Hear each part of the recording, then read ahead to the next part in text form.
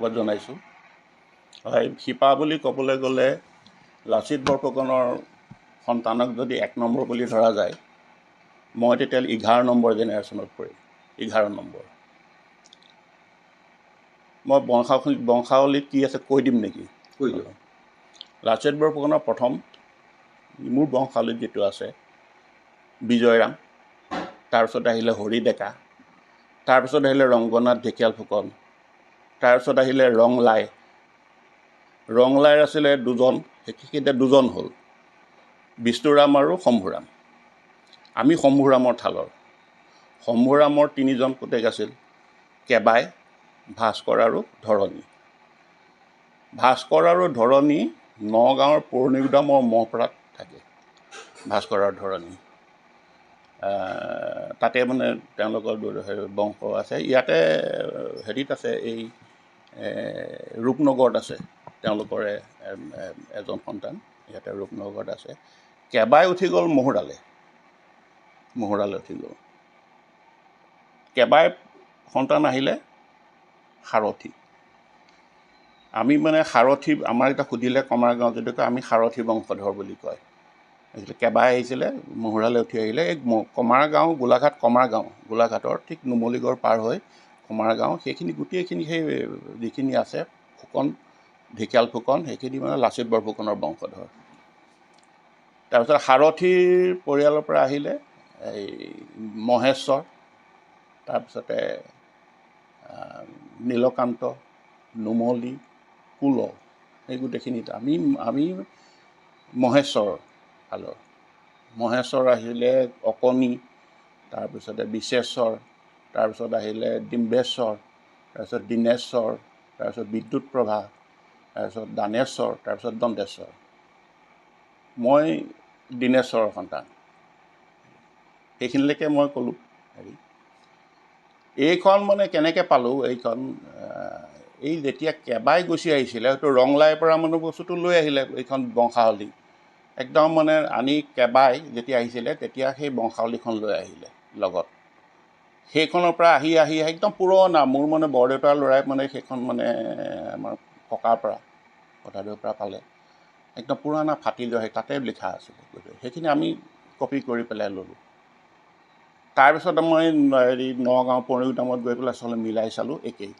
গতিকে সেইখন গতি ভাবিলে এইখন মানে ঠিক আছে। তেনেকৈ মানে আমি এইটো পালোঁ আৰু বংশাৱলী। আৰু বাকী ধৰক এতিয়া বিজয়ৰামৰ পৰিয়াল, সিফালে ৰংগনাথ ঢেকীয়াল ফুকনৰ আৰু সন্তানজন, সেইখিনি মোৰ হাতত তথ্য নাই। অসমৰ য'তে ত'তে এইবিলাক আছে, সেইখিনি আছে। সেইখিনি এতিয়া ধৰক এতিয়া বংশাৱলী পাতিছে, ইতিমধ্যে বৰপাত্ৰ গোহাঁই বংশাৱলী হৈ গৈছে, বৰগোহাঁই বংশাৱলী হৈ গৈছে। বৰগোহাঁই বৰপাত্ৰকে বংশাৱলী পাতিলে সেইটো একচুৱেলি বংশাৱলী বুলি ক'বলৈ অকণমান দিগদাৰ। সেইখিনি আছিলে বাপ, যিসকল ব্যক্তিয়ে মানে বাপখিনি লৈ আছে, সেই বাপ থকা ব্যক্তিখিনি এটা পৰিচয় হ'ল। বংশাৱলী বুলি ক'লে এজন মানুহৰ তলত পুতেকৰ পুতেক তেনেকৈহে যাব। তেনেকৈ বংশাৱলী কিন্তু আমাৰ পতা নাই। মানে কি, লাচিত বৰফুকনৰ বংশাৱলী আজিলৈকে হোৱা নাই। তাত বেলেগ বেলেগ উপাধিও থাকিব পাৰে, যেনেকৈ ৰংগনাথ ঢেকীয়াল ফুকন থাকিলে, হৰি ডেকা, একচুৱেলি ডেকা ফুকন আচলতে। লাচিত বৰফুকনো আচলতে ডেকা আছিলে, লাচিত ডেকা আছিল। পিছত ৰজাই বাপ দিয়াৰ কাৰণে বৰফুকন হ'ল। কিন্তু লাচিত, আমি লিখিত তথ্য মতে পাইছোঁ লাচিত ডেকা আছিল, কথাটো সেইটো। গতিকে বেলেগ বেলেগ আছে। এতিয়া মোৰ বৰদেউতাৰ ল'ৰাই ফুকন লিখে, মই লিখোঁ ঢেকীয়াল ফুকন। এতিয়া ৰংগনাথ ঢেকীয়াল ফুকনৰ পৰা সেই ঢেকীয়াল ফুকনটো আহিলে, ৰজাৰ বাপ আছিল সেইটো। এতিয়া বহুতে ক'ব পাৰে যে কিছুমানে ফুকন লিখে, কিছুমানে ঢেকীয়াল ফুকন লিখে। এতিয়া তাতে বৰদেউতাৰ 2জন ল'ৰা আছিলে। এজন ল'ৰা এতিয়া এইটো কি কয়, নলবাৰী মেডিকেল কলেজৰ প্ৰফেচৰ, মেডিচিনৰ ছিনিয়ৰ প্ৰফেচৰ। তেওঁ ঢেকীয়াল ফুকন লিখে, ককায়েকে কিন্তু ফুকনেই লিখে। গতিকে কথাটো তেনেকুৱা। হয়তো এইটো এইকাৰণে আহিছে যে হিন্দু ধৰ্মৰ হেৰিটো পেনিট্ৰেশ্যনটো মানে ঠিক প্ৰতাপ সিংহৰ দিনতেই হৈছিলে। প্ৰতাপ সিংহৰ দিনত জয়ধ্বজ সিংহই সেইটো বেছিকৈ আঁকোৱালি লৈছিলে। হিন্দু ধৰ্ম মানে ধৰক আপোনাৰ এতিয়া মাজুলী এতিয়া আউনীআটী সত্ৰ, দক্ষিণপাট সত্ৰৰ ভূমিদান, এইটো জয়ধ্বজ সিংহই কৰিছিলে। আৰু জয়ধ্বজ সিংহৰ দিনতে যিহেতু মোমাইন তামুলী বৰুৱাৰ পৰা আহি পেলাই লাচিত বৰফুকনৰ হিন্দু ধৰ্মৰ প্ৰভাৱটো আছিলে তেতিয়া।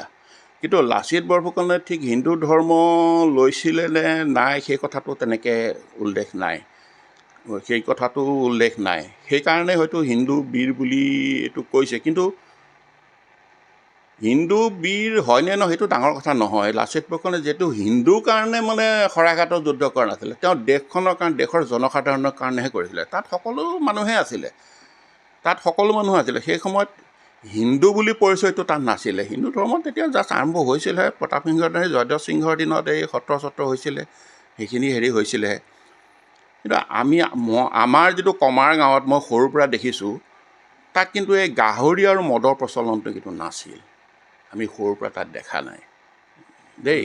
যিটো সকলোৱে কয় মানে এইটো মানে লোকলাও আহোমৰ ট্ৰেডিশ্যনেল আছিলে। কিন্তু আমি লাচিতৰ বংশধৰ হিচাপে আমাৰ এই কমাৰ গাঁৱৰ যিখিনি আমাৰ গাঁওখন যিখন আছিল, আমি যাওঁ তাত কিন্তু এই লোকলাও বা গাহৰি এই মাংসৰ সেই বস্তুটো কিন্তু নাছিল দেই। সেইটোৱে মই জানো আৰু কথাটো। আৰু কথা হ'ল হিন্দু মাইথ'লজি আৰু টাই মাইথ'লজি দুইটা সম্পূৰ্ণ একদম মানে বেলেগ কথাটো। আজি আমি মেডাম মেফি পাতোঁ, মেডাম মেফিত মানুহ যায়। মেডাম মেফিত কথাটো হৈছে কি, আমি উপৰি পুৰুষকহে মানে তৰ্পণ কৰোঁ। তাৰমানে বেছিক কথাটো হৈছে কি, হিন্দু ধৰ্ম টাই ধৰ্মৰ বেছিক কথাটো কি হৈছে, হিন্দু ধৰ্মৰ সময়টো হৈছে বৃত্তাকাৰ। তাৰমানে এটা কল্প আছে, 4.32 বিলিয়ন ইয়েৰ্ছৰ মূৰত এটা মানে বৃত্ত হয়, ক্ৰিয়েশ্যন, তাৰপিছত কণ্টিনিউৱেশ্যন এণ্ড ডেষ্ট্ৰাকশ্যন, ওৱান ব্ৰহ্মদে। গতিকে সময়ৰ ধাৰণাটো তাত হৈছে চাইক্লিক। টাই ধৰ্মমতে সময়ৰ ধাৰণাটো সৰলৰৈখিক। গতিকে পুনৰ জন্ম কথাটো তাত নাই। মানুহ মৰিলে মানে দাম হয়, মৃতক দামৰ পিছত গৈ ক্ৰমান্বয়ে গৈ যেতিয়া ইয়াত দাম সকলোৱে তৰ্পণ কৰি থাকিব, ভাল কথা কৈ থাকিব, তেখেতৰ গুণ গাব, তেখেতে এটা টাইমত গৈ পেলাই দেৱতা হৈ যায়গৈ, ফি হৈ যায়গৈ তাৰমানে কথাটো। এতিয়া সময়ৰ ধাৰণাটো কিন্তু সৰলৰৈখিক টাই যিটো ধৰ্মমতে, আৰু হিন্দু ধৰ্মতে এইটো বৃত্তাকাৰ। আকৌ পুনৰ জন্ম হয়, মানুহ মৰিছে আকৌ জন্ম হৈছে, গছৰে গুটি দিছে আকৌ গছ হৈছে, মানে দিন হৈ গৈ পেলাই ৰাতি হৈছে, বৰষুণ দিছে আকৌ খৰাং হৈছে। এটা বৃত্তাকাৰ চাইক্লিক অৰ্ডাৰত এটা মানে মাইথ'লজিহে এই বস্তু ধৰি লৈছিলে কথাটো। বেছিক ডিফাৰেঞ্চটো সেইটো। গতিকে এতিয়া কিন্তু মানুহে সেই বস্তুটো ইমান ডেফটত নাযায়। মেডাম মেফিও পাতিছে, সত্যনাৰায়ণ পূজাও পাতিছে। গতিকে আহোম মানুহৰ একচুৱেলি ধৰ্ম লৈ পেলাই কোনো ৰক্ষণশীলতা তেনেকুৱা কথাটো নাছিলে, এচিবিলেট হৈ গৈছিলে গোটেই মানুহৰ লগত। মানুহে যি কয় মানে পৃথিৱীত প্ৰজাই ৰজাৰ ধৰ্ম গ্ৰহণ কৰাটো বিৰল, প্ৰজাই ৰজাৰ ধৰ্মহে ল'ব লাগিব। কিন্তু আহোমৰে এইটো আছে, চুকাফা হাৰ্ডিৰ দিনৰ পৰা এইটো এটা আদৰ্শ আছিল কি, ৰজাই প্ৰজাৰ ধৰ্ম লৈছিলে। সেইটো এটা আচৰিত কথা। গতিকে আজি এতিয়া হিন্দু ধৰ্ম কোনোবাই যদি তেওঁলোকে ভাবিছে হিন্দু বীৰ বুলি কৈ পেলাই, তাত আমাৰ আপত্তি কৰিবলগীয়া একো নাই, কিন্তু বেছিক কথাটো হৈছে কি, লাচিত বৰফুকনে হিন্দু বুলি পেলাই যুদ্ধ কৰা নাছিল। তেওঁ দেশখনৰ কাৰণে ৰজাই দায়িত্ব দিছে, মানে সৈন্য সামন্ত দি পেলাই, জেগা দি পেলাই দায়িত্ব দিছে। তেওঁ কৰ্তব্যৰ প্ৰতিহে তেওঁ মানে দায়িত্বটো তেওঁ পালন কৰিছিলে, দেশ ৰক্ষা কৰিছিলে। সেই দেশত হিন্দুৱে আছে নে মুছলমানে আছে, কোনে আছে, তেওঁ সেইটো চাবলৈ প্ৰয়োজন নাছিল। বেছিক কথাটো সেইটোৱে। এতিয়া